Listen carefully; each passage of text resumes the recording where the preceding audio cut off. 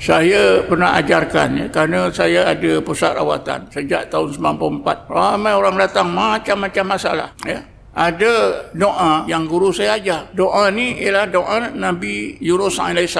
Bismillahirrahmanirrahim. La ilaha illa anta subhanaka inni kuntu minadh dhalimin. Ada hamba-hamba Allah yang menghadapi macam-macam masalah, tuan-tuan. Masalah yang berat-berat. Saya ajarkanlah macam mana guru saya ajar. Kata saya, cara je bangun tengah malam, tahajud, sembahyang taubat, sembahyang hajat. Lepas sembahyang hajat itu baca Fatihah dulu sekali untuk Rasulullah. Bertawassul namanya. Yang kedua, baca lagi Fatihah sekali untuk Nabi Yunus AS. Tawasul Nabi Allah Yunus. Lepas tu bacalah La ilaha illa anta subhanaka inni kuntu minadh dhalimin. Kata guru saya, kekal sampai bang subuh.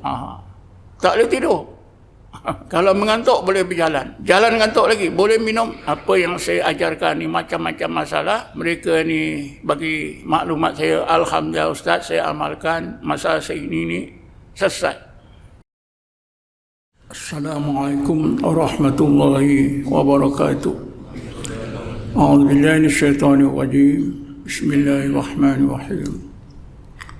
Alhamdulillahil qail wa qur rabbi adkhilni mudkhala sidqin wa akhrijni mukhraja sidqin waj'al li min ladunka sultanan nasira.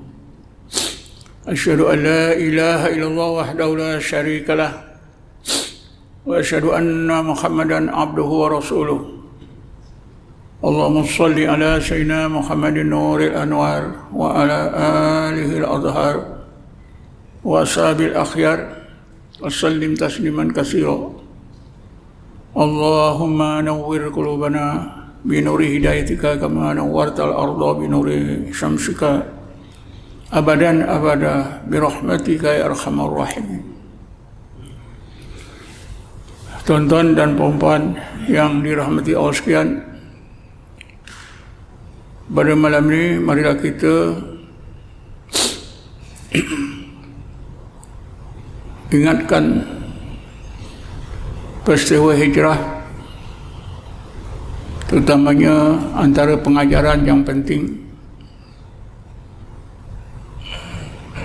Sebenar tahun baru 1445 Hijrah.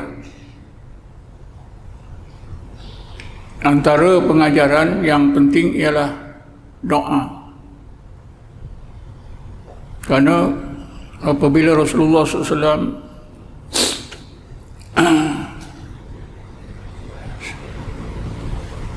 dapat menyimpulkan bahawa orang-orang kafir Quraisy di kota Mekah sudah tak sesuai untuk menjadi sasaran dakwah, maka terlintaslah pada hati Nabi kita Muhammad SAW untuk mencari sasaran dakwah lain. Turunlah ayat 80 surah Isra seperti yang saya bacakan tadi.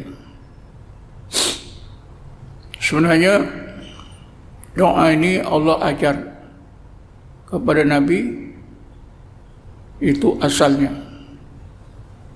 Tapi juga mengandungi maksud Allah juga ajar kepada kita. Kalau Nabi Muhammad SAW membaca doa ini terus menerus, Nabi diberi kejayaan.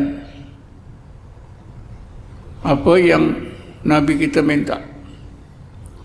Dalam doa ini ada 3 permintaan Nabi Muhammad SAW. Yang pertama, Nabi kita minta pada Allah supaya Allah pilihkan tempat hijrah yang sebaik-baiknya, kerana pilihan Allah itu pilihan yang terbaik. Inilah terkandung dalam firman-Nya, wa qur rabbi adkhilni mudkhala sidqin. Dari segi bahasa, ya Allah, Engkau masukkan aku tempat masuk yang sebaik-baiknya. Jadi maksudnya, ya Allah, Engkau carikanlah tempat aku hijrah yang sebaik-baiknya ikut pilihan Kau, kerana Engkau Tuhan yang maha berkuasa, maha mengetahui. Allah Subhanahu Wa Taala pilihkan Madinah dan memang terbaik. Yang kedua, Nabi minta supaya Allah tentukan hari, tentukan masa, tentukan detik bila nak meninggalkan kota Mekah. Inilah yang dimaksudkan dalam firman-Nya, wa akhrijni mukhraja sidqin. Kemudian yang ketiga, Rasulullah minta supaya Allah beri satu kekuatan yang boleh membantu dalam usahanya, bukan saja berhijrah, tapi dalam usahanya menyampaikan agama Allah kepada manusia. Waj'al li min ladunka sultanan nasira. Akhirnya Allah pilihkanlah masa untuk Nabi meninggalkan kota Mekah. Dan walaupun susah payah, akhirnya Rasulullah berjaya meninggalkan kota Mekah sampai di Madinah. Kemudian permintaan Nabi yang ketiga, Allah kurniakan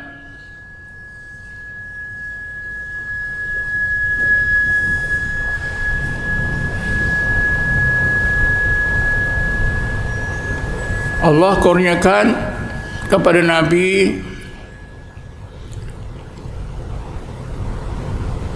kekuatan yang kita tak terfikir, sehingga Nabi berjaya bukan saja menjadikan kota Madinah sebagai ibu negara Islam, tapi berjaya mengalahkan kuasa orang Yahudi yang memang menguasai bidang ekonomi, politik dan sosial di kota Madinah. Orang-orang Yahudi dapat disingkirkan.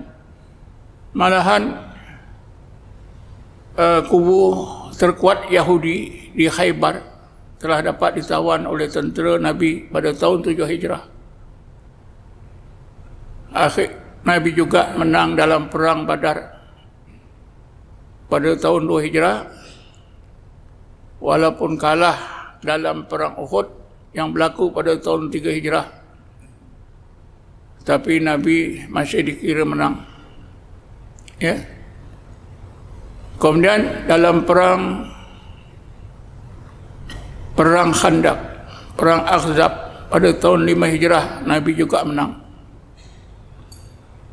Dan apa yang kita dapat lihat, bagaimana Allah beri kekuatan pada Nabi ialah kejayaan Nabi pada tahun 8 Hijrah. Maknanya sesudah Nabi sampai di Madinah 8 tahun. Pada tahun 8 itulah Nabi berjaya membawa tentera seramai 10.000 orang daripada Madinah ke Mekah. Bukan naik kapal terbang, bukan naik kenderaan, lori dan sebagainya. Jalan kaki, kenderaannya ialah unta. Ramai yang berjalan kaki.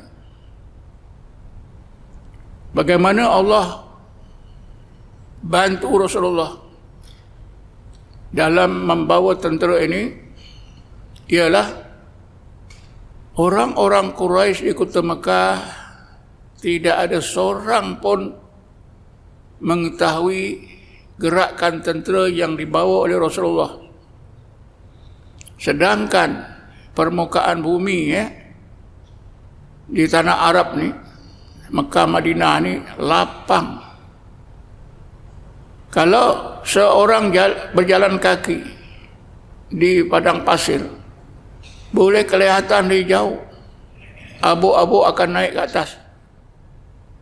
Apatah lagi apabila seorang itu berada di atas bukit. Ini 10.000 tentera berjalan ramai-ramai. Ya. Tak ada seorang pun Quraisy Mekah yang tahu. Inilah di antara mukjizat Nabi.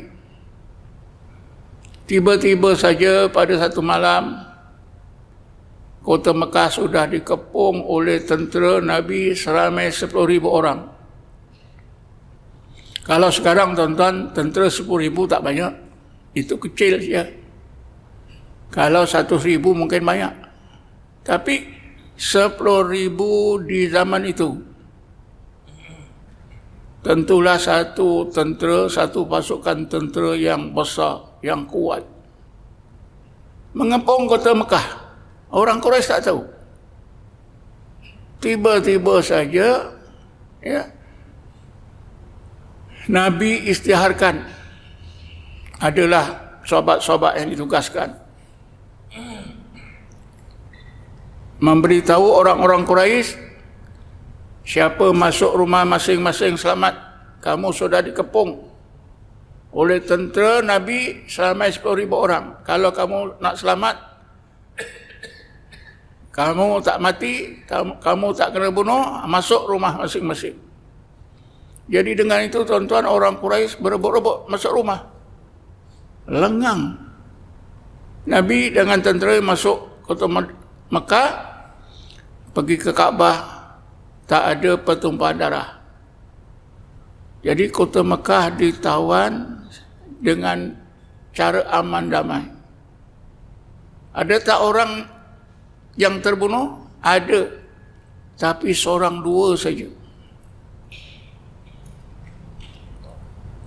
Inilah di antara apa yang Nabi minta pada perkara yang ketiga, waj'al li min ladunka sultanan nasira.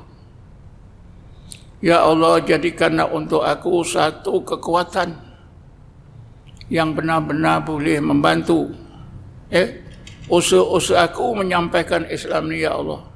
Betul-betul Allah kurniakan. Jadi tegasnya tiga-tiga permintaan Nabi dalam doa ini dikabulkan oleh Allah. Malahan tuan-tuan, 10 tahun saja Nabi di Madinah, tentera Islam sudah dapat menawan satu kawasan yang luas. Boleh dikatakan seluruh semenanjung tanah Arab dapat dikuasai oleh tentera Islam.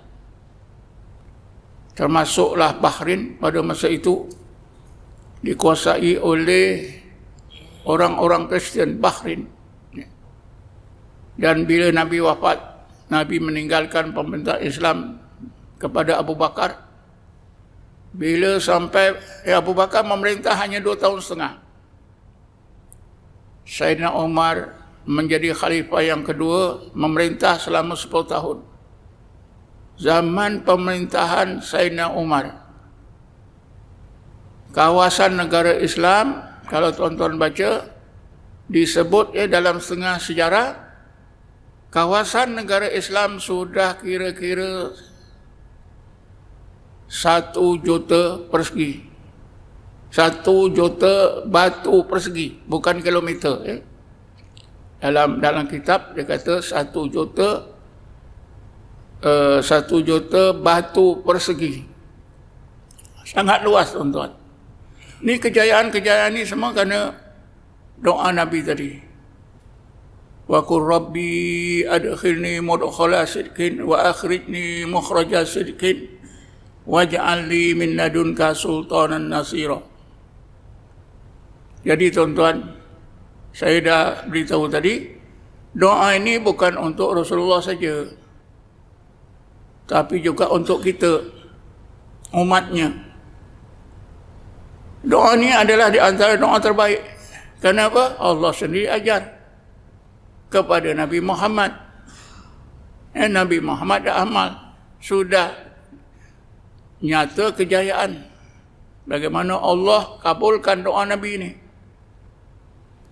Jadi, tentunya doa ini doa yang terbaik untuk kita.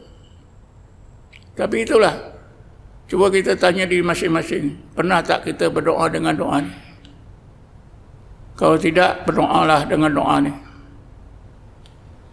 Tuan-tuan dan puan-puan sekalian, bila kota Mekah dapat ditawan oleh Nabi pada tahun 8 Hijrah, Nabi bersabda dengan katanya, la hijrata ba'dal fathi illa jihadun wa niyatun. Wahai sahabat-sahabat semua, setelah kita dapat tawan kota Mekah ni, tak ada lagi hijrah dari Mekah ke Madinah, tak ada. Yang ada hanya dua. Pertama jihadun, yang kedua niatun. Apa makna jihad dan niat ini? Banyak ulama yang menjelaskan maksud Nabi illa jihadun wa niatun. Yang ada hanya jihad dan niat. Setengah ulama menjelaskan jihad itu ialah usaha kita dalam bertakwa kepada Allah, mentaati Allah sebagai hamba Allah. Yang ada itulah. Niat itu ialah bagaimana kita nak jaga, nak jaga akidah kita kepada Allah Subhanahu Wa Taala, artinya tauhid. Niat itu artinya hati. Niat, kerana niat itu ialah an-niyatu harakatul qalbi. Niat itu adalah gerak hati. Jadi maksud Nabi selain daripada yang pertama, selepas tertawanya kota Mekah, yang ada ialah usaha orang-orang Islam untuk bertakwa kepada Allah, menyempurnakan ketakwaannya kepada Allah. Keduanya menjaga hubungan dirinya dengan Allah Subhanahu Wa Taala, memperbaiki, menjaga kebaikan hati, iaitu dengan tauhid. Karena baiknya hati seorang itu hanya dengan tauhid.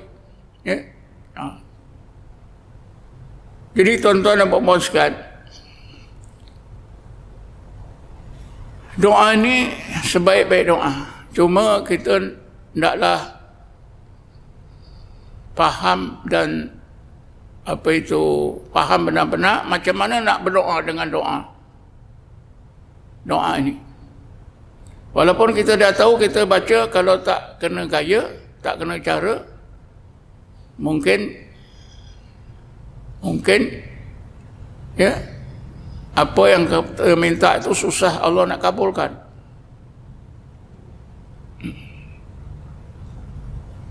Yang pertama, mengikut kaedah Nabi, afdalul a'mal adwamuha wa in qallah. Sebaik-baik amal itu yang kekal. Jadi yang pertama, kita baca doa ni kekal. Jangan bila susah je baca, bila dah senang tinggal.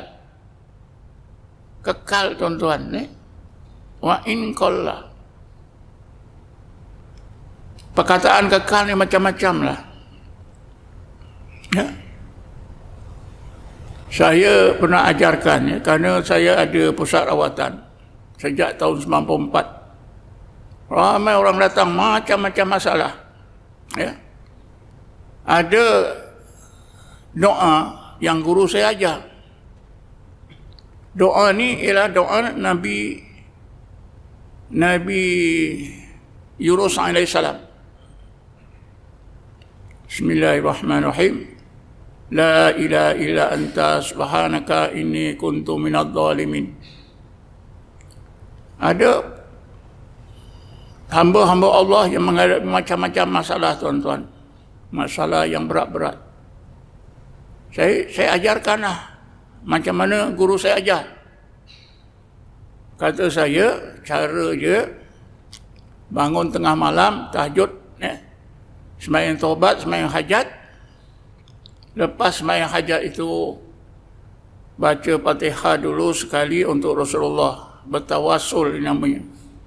Yang kedua, baca lagi Fatihah sekali untuk Nabi Yunus alaihissalam, tawassul Nabi Allah Yunus.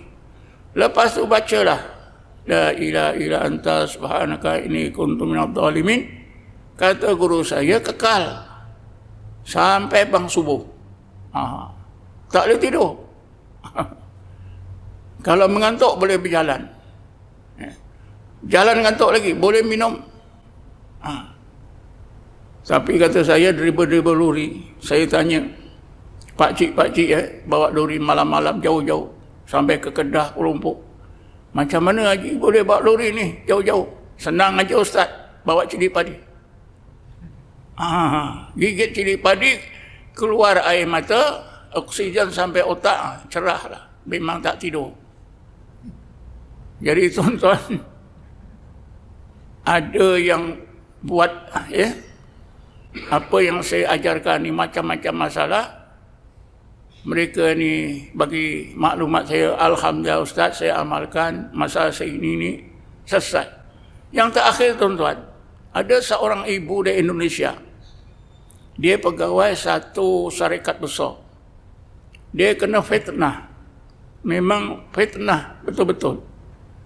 Masa dekat Mekah, musim haji ni, entah macam mana agaknya dia tengok TikTok. Kerana saya ada cakap ni TikTok saya. Dia pun tanya saya. Kata saya telefon doktor ni nak kepastian macam nak amalkan. Walaupun saya dah tengok. Jadi saya ajar dia. Katanya baguslah. Bacalah ni di Raudhah kalau boleh. Kalau tak di mana-mana pun tak apa. Kalau dah ramai orang. Bila dah balik haji sampai Indonesia baru-baru ni tuan-tuan. Dia telefon saya, alhamdulillah. Masalah saya selesai. Fitnah itu tak ada dah. Hilang. Jadi gitu juga tuan-tuan. Bila kita nak amalkan doa ni, la ilaha apa tadi, wa qur rabbi adkhilni mudkhala sidqin wa akhrijni mukhraja sidqin. Pertama sekali kita tawasul pada Rasulullah. Walaupun ada ustaz-ustaz kata tawasul ni syirik. Manalah tawasul syirik? Tawasul ni kita bukan minta kepada Rasulullah. Ya. Kita baca Fatihah supaya Allah sampaikan pahalanya kepada Rasulullah. Supaya mudah kita dapat syafaat. Tawasul ni tuan-tuan bermula daripada syafaat. Ya. Rasulullah diberi oleh Allah syafaat. Jadi nak dapat syafaat itu, amalan nak dapat syafaat itu dinamakan tasyafu'. Tasyafu' itu artinya kita minta syafaat, minta kepada Allah syafaat Nabi. Itu namakan tasyafu'. Caranya apa? Kita baca Fatihah sekali untuk Rasulullah. Ya Allah, Engkau sampaikanlah pahala Fatihah ini kepada Rasulullah. Adakah itu syirik? Ya. Di dalam tahiyat ada tak? Minta syafaat. Assalamualaikum ayuhan nabiyyu wa rahmatullahi wa barakatuh. Itu kan kita minta syafaat. Syafaat Nabi. Kita bayangkan Nabi itu depan kita. Ya. Kita sebut ayuhan nabiyyu. Assalamualaikum. Kap itu berarti Nabi di depan kita. Orang kedua kap itu engkau. Nabi dibariskan depan, itu di depan kita. Ya. Jadi daripada syafaat itu tuan-tuan timbullah istilah tawasul. Tawasul itu juga maknanya minta syafaat Nabi. Bukan minta pada Nabi. Lain ni. Kalau tawasul itu maknanya minta pada makhluk, itu salah. Bukan gitu. Ya. Jadi kita bacalah Fatihah sekali dulu pada Rasulullah. Ya. Waladhdallin, niatkanlah nanti, ya Allah, Kau sampaikanlah pahala bacaan Fatihah ini kepada Rasulullah dan semua umatnya yang soleh. Itu kita bertawasul kepada Rasulullah dan semua umat Nabi kita yang soleh-soleh. Ya. Nabi ada pernah tak bertawasul? Ada. Ada satu riwayat yang sahih, ya. Saya baca dalam kitab. Rasulullah dia pergi ke kubur mak Sayyidina Ali. mak Sayyidina Ali ni namanya Fatimah binti Asad. Masa Sayyidina Ali kecil, budak-budak, mak Sayyidina Ali ni pernah jaga Rasulullah. Jadi kerana itulah sesudah meninggal mak Sayyidina Ali ni, Rasulullah pergi ke kubur, ke makam Fatimah binti Asad, mak Sayyidina Ali. Di situlah Rasulullah berdiri, dia berdoa. Apa doanya? Ya Allah, Engkau sampurnakanlah rahmat dan nikmat kepada Fatimah binti Asad ini dengan kedudukan para nabi dan rasul yang Kau utus, dan juga dengan kedudukan aku sebagai nabi dan rasulmu. Ini maknanya Rasulullah bertawasul dengan seluruh nabi dan rasul, dan bertawasul dengan kedudukan dia sebagai nabi dan rasul. Tuan-tuan kalau buka buku 40 masalah agama, siapa pengarangnya? Kiai Sirajuddin Abbas. Dalam buku itu ada 40 masalah agama yang dipetikkan oleh pandangan Muhammad bin Abdul Wahab, atau dipetikkan oleh ustaz-ustaz yang berpaham Wahabi, dijawab oleh Kiai Sirajuddin Abbas. Jadi tawasul ni sebenarnya baik, tuan-tuan. Ya? Saya ada baca sebuah kitab, tuan-tuan, Shifa'us Saqam. Pengarangnya ialah Syekh Tajuddin Subki. Syekh Tajuddin Subki ini seorang ahli hadis. Meninggal dunia tahun 745 Hijrah. Dia sezaman dengan Ibnu Taimiyah yang meninggal dunia tahun 728 Hijrah. Ulama yang mula-mula mengharamkan tawasul ni ialah Ibnu Taimiyah. Ada dimuatkan dalam kitab beliau Al-Majmu' fil Fatawa. Jadi Syekh Tajuddin ini sanggah tentang pandangan Ibnu Taimiyah. Dia kata apa? Syekh Tajuddin ni kata apa? Tawasul itu adalah amalan yang telah diamalkan oleh para nabi-nabi, orang-orang yang soleh. Diamalkan oleh umat Nabi Muhammad sejak Rasulullah sampailah lahirnya Ibnu Taimiyah. Ibnu Taimiyah lah orang yang pertama mengharamkannya.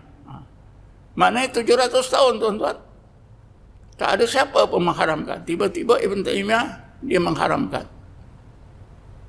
Kemudian pada abad 13 bila Muhammad bin Abdul Wahab lahir, dia war-warkan lagi ni. Ya. Sampailah sekarang. Sebab itu siapa yang berpaham Wahabi memang mengharamkan. Ya. Tapi sebenarnya tidaklah begitu. Tidaklah haram tapi boleh. Ya. Sebab itu ulama ahli sunnah mengharuskan,